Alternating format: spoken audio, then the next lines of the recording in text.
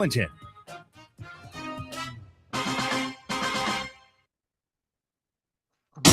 Your friend in Central Illinois. WHOW. Top of the morning. Thanks for being with us. I'm your host today, Seth Lawrence. The WHOW Morning Show streams to Facebook and YouTube. Brought to you by Peterson Insurance, your Pekin Insurance agent in Clinton. My guest on the Zoom today is Andrea Kocher, Director of Services at Willow Tree Missions in Piatt County. Andrea, are you back to the grind there in Monticello now? We are. It was a great little bit of time away. We of course still worked through services, but still having a little time away was really great. Now we're ready to kick off the year and get going. Sure. You know, and I feel like we're going to kind of have a domestic violence 101 here with you today. And probably a really good way to just kind of kick off the year with this conversation about some do's and don'ts and some things to keep in mind as, you know, maybe discussions about domestic violence, you know, because maybe someone you know is in the middle of something like it, or just general conversation goes that way. So how about this? Where do we start this conversation, Andrea? Yeah, so I think it's really important. People ask me a lot, people call our office a lot because they aren't victims of domestic violence or experiencing a domestic violence relationship, but they're not sure how to support their family members or their loved ones or their neighbors or whoever it might be. So I thought it would be helpful to talk a little bit about like kind of what's acceptable, what might not be acceptable, and how people overarching can help the situation. Sure. Well, let's dive into it, Andrea, and get it started. You know, I think victim blaming is maybe the number one thing that you probably encounter when you talk about this topic. How about this? Yep, absolutely. It is easy to blame a victim, partly because people don't know what to do, partly because as a society, perpetrators have taught us how to blame the victim. They've taught, like, perpetrators themselves have overarchingly taught society that, well, I'm not the problem. I wouldn't have to act this way. It's very easy to blame the victim, especially whenever someone doesn't understand what has taken place. So it's difficult to understand why someone has gotten into a DV relationship, stayed in a DV relationship, how it ever got to that point. So it becomes really easy to blame the victim when the reality is domestic violence is an incredibly targeted incident or thing. It is absolutely never the victim's fault, but it can be really difficult to see that. Sometimes people blame the victim without realizing they're blaming the victim. How does that happen? So people will ask questions like, what did she, I always use she, even though it can go either way, but little things like, well, why didn't she leave is the big one, which is absolutely blaming the victim for being in the relationship. Also with, how did it ever start? What did she do to start with that he had to act that way? Or little comments like that are ultimately victim shaming and victim blaming. And as soon as the victim hears it, they likely know then that person isn't a safe person for them to talk to about their situation, because they're already coming in with this idea that it's your fault you got in this situation, so now you need to figure out how to get out of it. Yeah. So not creating a safe space for them to talk about that with you. You know, I think it's also important to remember that domestic violence is a crime. It is something that's punishable in the court of law, and we don't ask victims of other crimes why they were the victim. We don't ask someone who was had their car hijacked. Well, why'd that happen to you?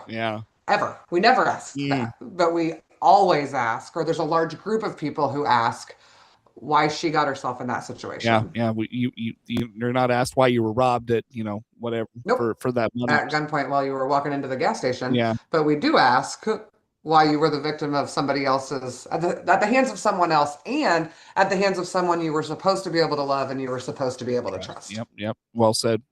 Never thought of it that way either. That's an astute point you make. Very good. Well, also, anything else on that, Andrea, in the realm of victim blaming? No, those are kind kind of my high points on that one. Sure. Holding. Soapbox, if you will. Yeah, and you talked about it being a crime. It is a punishable crime in the criminal justice system. Holding offenders accountable is our next one. How about that? Yeah, the overarching one there, of course, is that offenders can be held accountable in the court of law or through the legal system. However, there are ways that other people can hold victim or abusers accountable as well. One is, as long as the survivor, the victim of the domestic violence, is okay with it, it is very much okay for you, the friend or whatever, not to include the abuser in activities, whether it be dinners or social engagements or whatever it may be. And it's also okay to tell them, if you're going to continue to treat your loved ones the way that you do, I don't want to be any part of it, and I don't want you to be any part of our life. Some victims or some survivors are not okay with that language, but some are and would love for you to not include their partner or the person they're trying to get away from or whatever that may be. Yeah. Also, abusive people oftentimes haven't been called out on their actions. And so it can make a really big deterrent in some of their actions and let it be known that people do know what's going on and they aren't okay with it. Right. Does that often come from the victim's side of the equation? Whether it's family, friends, does the abuser ever have family that sees their behavior and is like, this isn't okay. What you're doing is not okay. You're not going to be a part of this with us because of this. I think a lot of times, I know a lot of times people's families acknowledge it. A lot of times, whenever I work with people who are experiencing DV situations, their abuser's family is their support system, even as we go throughout processes together. Oftentimes, I have the abuser's family who's there to support the victim. However, it gets really murky because a lot of times abusers' families don't want to cut ties with their own child or their sibling or whatever that may be. So they're willing to be in my office and support their victim, but they're not willing to go publicly with that or whatever. And we can really understand where they're coming from. But also know that the abuse isn't going to stop, especially not if no one is helping stand up for that victim to the abuser. Right. Well, and I also think there's probably some on the other side of the equation of a denial and enabling. Absolutely. So a really big one here is kind of the old adage of, well, boys will be boys, or they're gonna do that, and we should just, try to deal with it in another way. A lot of times that comes from families within, but it can come from both. A lot of times families will also not understand what their own family member, the victim, is going through, and aren't really sure. And especially if they were in a DV relationship themselves or grew up in a DV household or raised the child in a DV household. Really? There's this, I don't know what else you expected, this is just the way the world is, kind of undertone that excuses that behavior for offenders. Andrea, I learned something every time you come on the show. It's just amazing. It's not in it. We shouldn't laugh, but I mean, it's just, gosh, Sure. it's just a tangled web. It really is. It is. Yeah, it really is. So I feel like we got off track a little bit there on holding offenders accountable. Did we miss anything on that you wanted to highlight for us? Kind of the biggest one is that if an abuser's never called out on their abusive behavior by anyone except their victim, the likelihood is that their behavior isn't going to change in any way. It's also possible their behavior will never change, but ultimately, by holding offenders accountable, we are also supporting victims and survivors of domestic violence. Sure. Very good. Andrea Kocher, Director of Services at Willow Tree Missions in Piatt County, my guest on the Zoom today. Andrea, let's hit on one more before we go to break. Widely held perceptions about domestic violence. I feel like this one might take a minute, but how about this one? Yeah, absolutely. So even if you're not trying to help someone in general with a domestic violence situation, there are so many misconceptions that persist about DV. I've already hit on it once, but the biggest one is if she would just leave, this situation would be over. It comes up often. It comes up in my personal life, not talking about clients or anything like that. People will just make comments like that. And so the more people who have an understanding that a victim of domestic violence can't just leave. There are reasons that they can't leave. The biggest one being that they know they aren't safe whenever they try to exit their situation. On top of that, offenders have made all of their life's goals making sure that their victims dependent on them. Physically dependent on them, financially, emotionally, psychologically, dependent on them. So leaving is just not always an option, or at least not in the immediate. And changing that narrative as a society, and the more people we can educate about it to change that narrative, ultimately makes domestic violence as a whole less easy to continue to perpetrate. Well, on that note, Andrea, let's break and come back with some more. Yep, Best way for folks to follow all things Willow Tree Missions. you got it. Very good. Andrea Kocher is the Director of Services at Willow Tree Missions in Piatt County, my guest on the Zoom. More to come with Andrea on the morning show.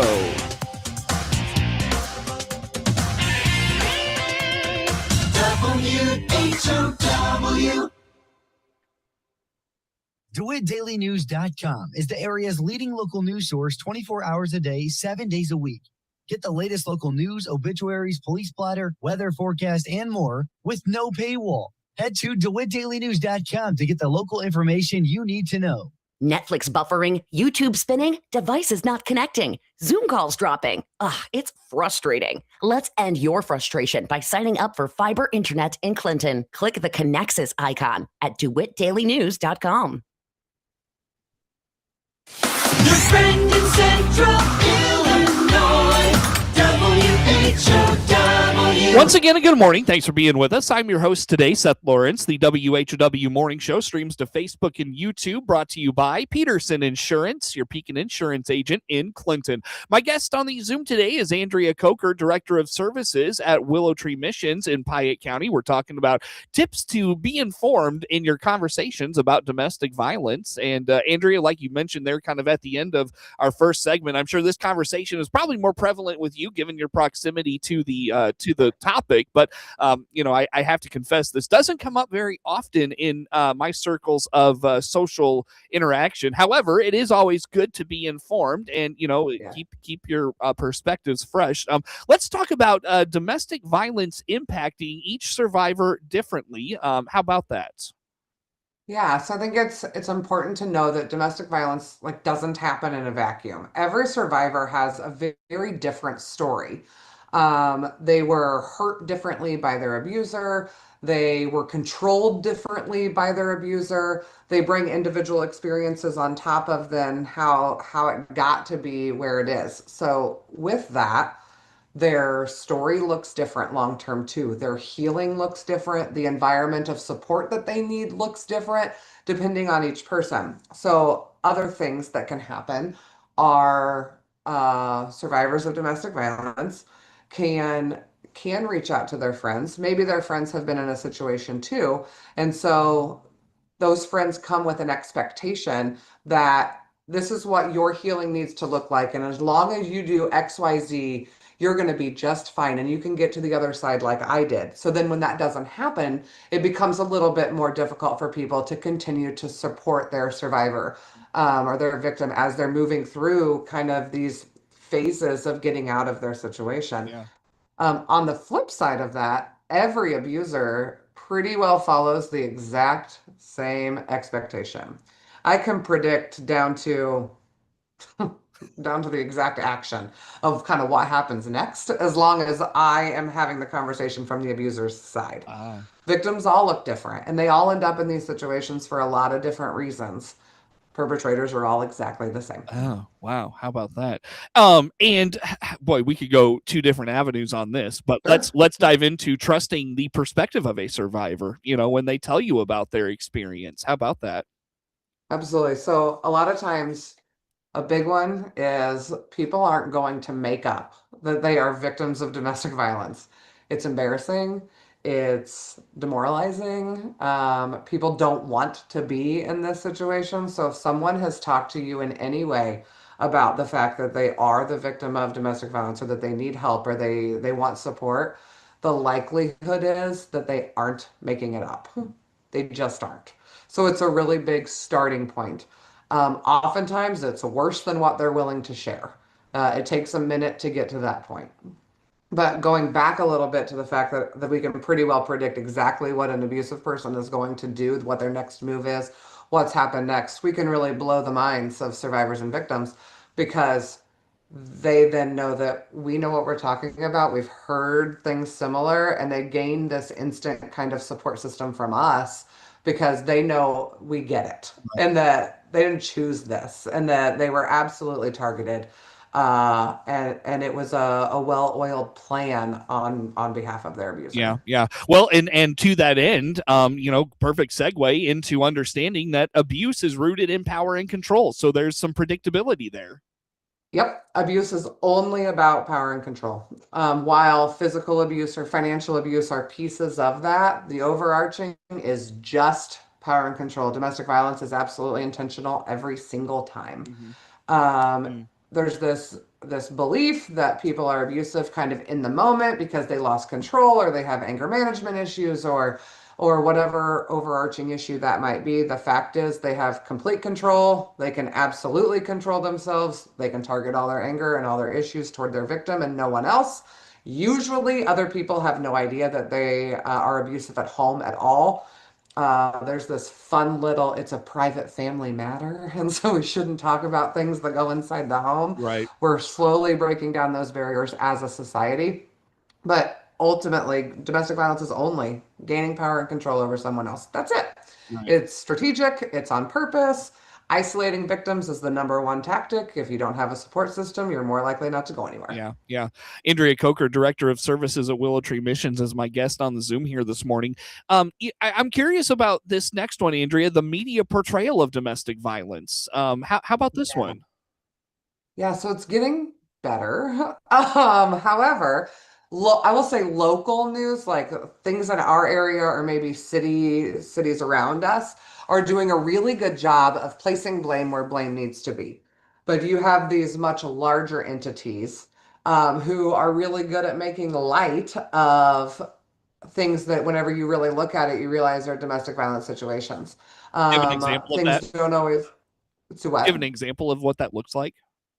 Sure, his name is Sean Combs, and he continued. I mean, this is a domestic violence issue at its core. Part of the reason I'm guessing that he ended up only getting a very minimal sentence is because it's domestic violence.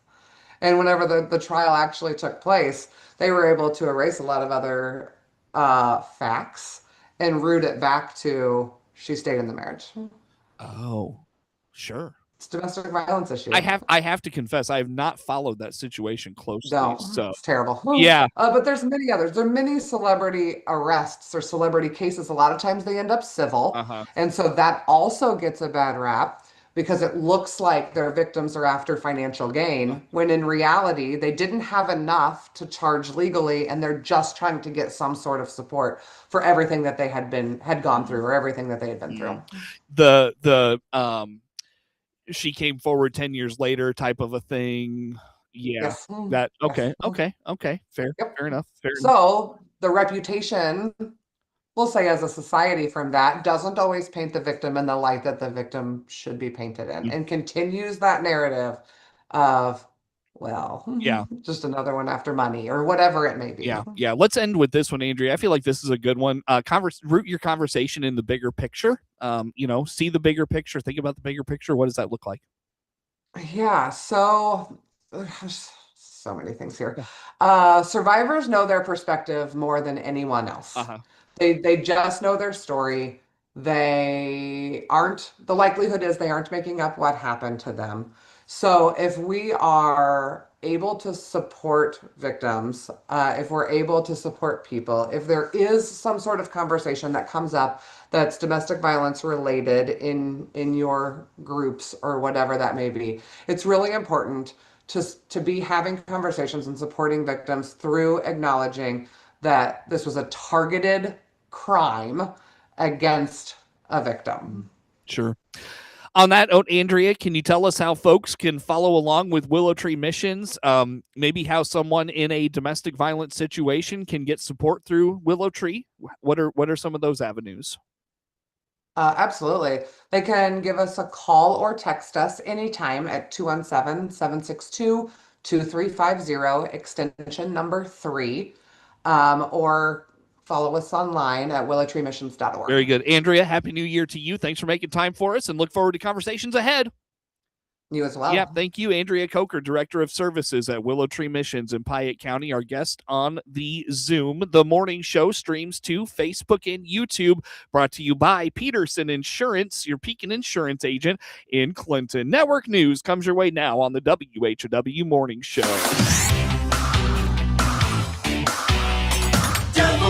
WHOW.